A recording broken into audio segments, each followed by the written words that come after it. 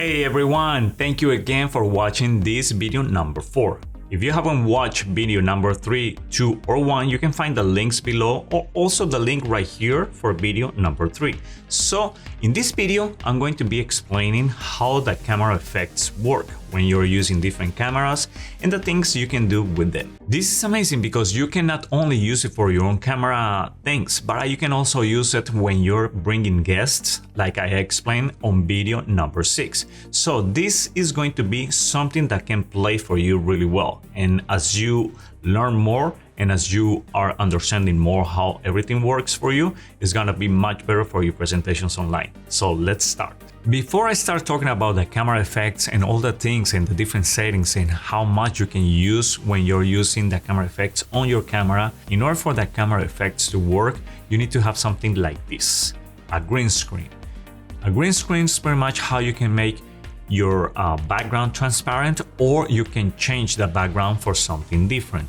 The best way for a green screen to work, you have to have 3 things in mind. First, you don't have to wear anything green on you, not any accessory and not clothes. You sure has to be a different color from green, and you have to have different things. If you're wearing like earrings or glasses or anything on your face, make sure they're not green. So otherwise the camera effect is going to keep that from your face and from your clothes if they're green, and it's not gonna look natural. So make sure you are aware of that when you're using green screen.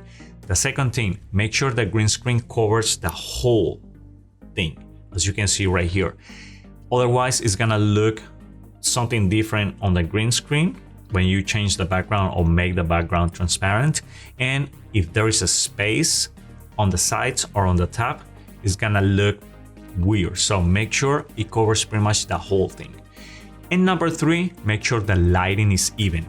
These lights right here, I'm using lights right here, and lights right here.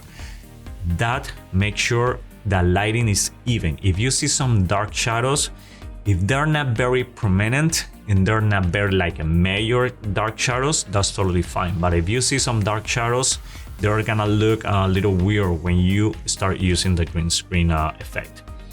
That being said, so now let's start talking about all the different settings and the things that you can do with this. Once you have select everything, the camera, and you have all the scenes ready to go, I'm starting from scratch right here. Okay, what I'm going to do right now is I'm going to create a second layer right here, and I'm going to call this Cam 2. Even though I'm using just one camera for this recording, I want to name this Cam 2 so I can explain how this part when you need to select a particular scene or a particular camera can work. So I'm going to call this Cam 2, and what I'm going to do is I'm going to right here bring let's say I want to bring a guest, right? So I'm going to use this placeholder for a guest, and I'm going to add it to my screen, right? So let's say, for example, on my scene number 1, which is this one, the cam only, which is showing just myself, I want to select the green screen, right? By clicking right here. This fade level is what kind of pretty much fades everything that is green, making the background transparent. As you can see, the transition, how it's showing whatever image you're selecting right here is going to appear on the background of your camera. That's why it's so important to have a very good lighting around your green screen, and you are not wearing any green at all. Otherwise, it's not gonna look natural. And I want to make sure the edges around me are not like fading, so everything looks pretty normal. I'm going to leave it there. If I go too up, you see how I start fading, right? So you don't want to go too far. And if I go too much to the left, I start seeing some grain right here. So I don't want that.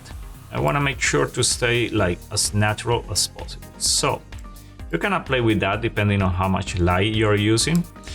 And then right here, you can either select the options that Ecamm Live allows you to use already, that they are pre-selected right here, or you can use your own image. So it's up to you. So let's say, for example, I want to put myself in a home office, right? And boom, I can change it that easy. The good thing about this is, as you can see, it looks pretty natural. If I want to change the lighting a little bit, I can do that on myself, my camera, so to kind of adjust the lighting of the room I'm using as a background. And I can make this a little warmer that way. And you can play with this a little bit.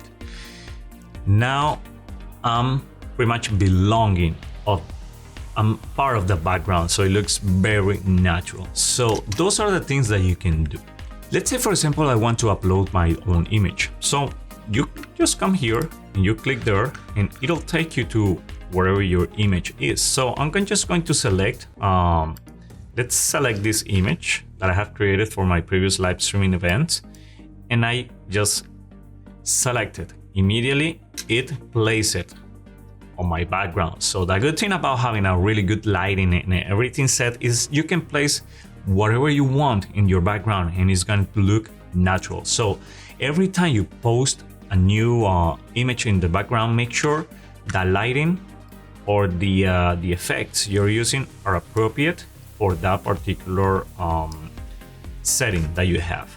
So if I want to change a little bit to match whatever I have in the background to make myself pop more or something like that, you just make yourself brighter, whatever. If you're using a very dark background, it's gonna be easier for you to pop. If you're using a very light background, so reduce and contrast a little bit so you can also pop in a white background.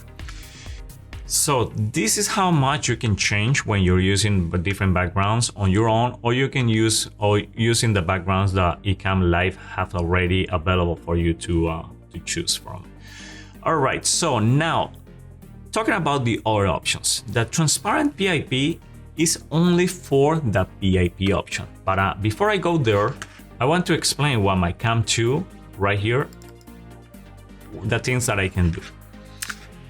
Right here, I can select the different things I have available. In this case, let's say I want to select my guest one option, meaning that if this person right here is using a green screen, I can also change the background like I will explain on video number 6. So in case I want to change my background right here, so I select my camera and I can do the same thing.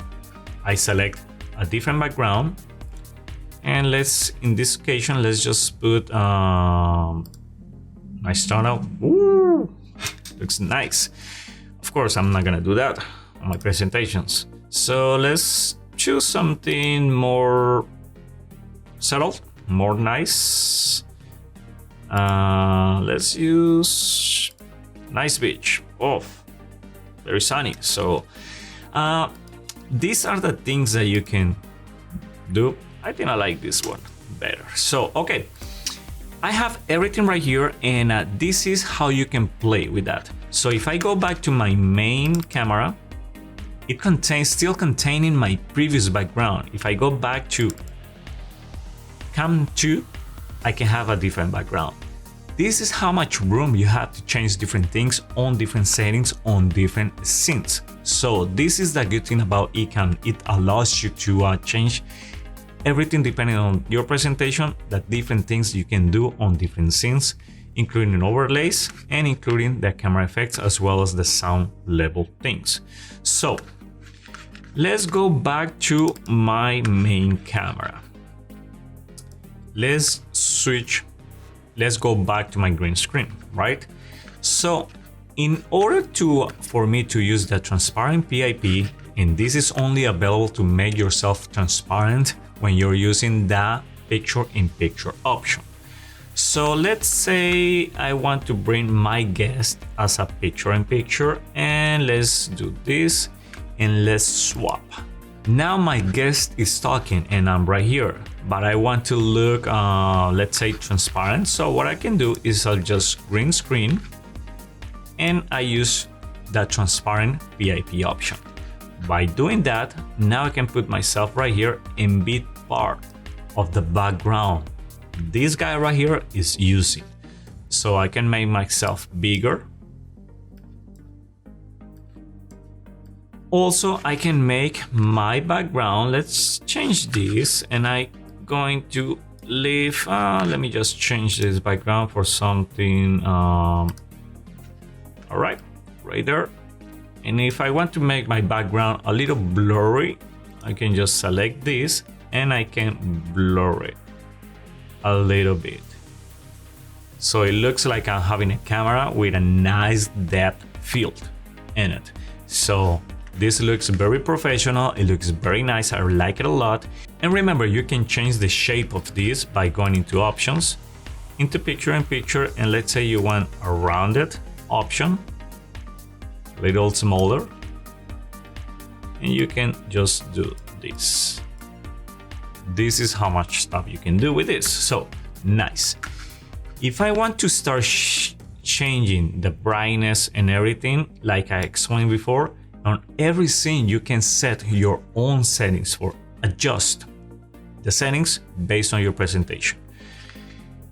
The LUT is pretty much a setting that is only available for Pro version. The LUT stands for lookup table, and pretty much it works like having different filters for your own camera. Honestly, I think you can do so much with these settings available on the standard version that you don't really need to use this one unless that you really want to go farther away or you want to ramp things up even more. But with all the settings that you have right here, you have enough. Now, if you want to reset the settings, of course, and go back to your previous, let me go back to my main camera. Let me just deselect this, and I'm going to select back to my camera and go back to this. So if I change right here to cam to my camera on my Mac, you see how the spaces right here looks, right? So in order for me to show you how it looks if it doesn't fit the whole screen, I have to select right here my Mac camera, and then I click the green screen, and let's say I want to select just the area that is green. It doesn't look natural. It looks kind of weird. If I want to choose like a nice beach behind me, so that's why you need to make sure you're covering the whole thing. What I wanted to show you here is, let's say you have something like that and you don't have room for to fit the whole thing. That's why the zoom and pan option comes available, because you can make yourself get closer, and of course you need to adjust your camera. So if you make yourself closer, that way you can now fit the whole screen. If I go back to the bricks, now you can fit the whole screen, and you can adjust things out a little bit. So you can play with this a little bit also, and it looks right there. Of course, the lighting is not as good as when you're using a DSLR camera.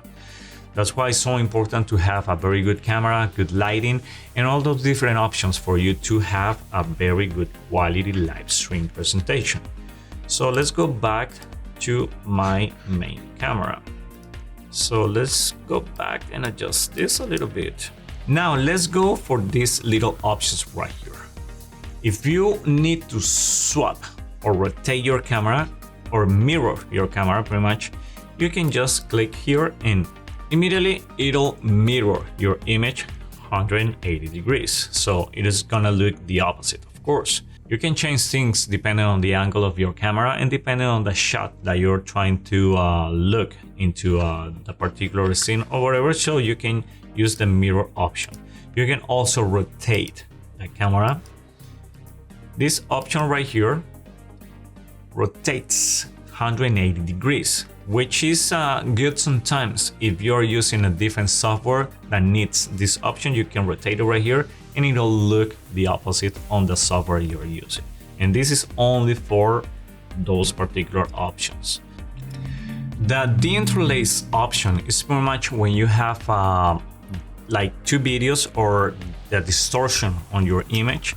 You can use this option to avoid that. So this is why Normally, I don't use this that much because of course, the quality of the camera I'm using is really good, so I don't need to use this. And honestly, these options right here, I only use them when I'm using maybe a third-party software that requires me to use this for any particular reason. But the ones that I really want to or encourage you to use are these ones right here, to have a better quality look on your camera, especially when you're using a green screen. So these are the things that you can do with every single camera that you're using, and depending on the presentation, of course. If you want to have a very nice background, make sure that you follow the rules I explained at the beginning of the video with a good lighting, don't wear any green, and also fitting the whole square right here of your main window with the green screen. Alright guys, so I hope you guys have enjoyed this video, and everything I have explained to you is gonna be easy now for you to adjust all the different settings based on your camera settings and based on your scenes setup. As you can see, I started the video with a green screen. Now I'm in a really good, nice house, and it looks very natural. So this is how you want to look when you're presenting online. Look professional, look engaging, and keep doing what you're doing to be better every time at live streaming. So keep watching and wait for video number 5, where I'm going to keep explaining all the different setups and different things that you can do with Ecamm Live. See you next time.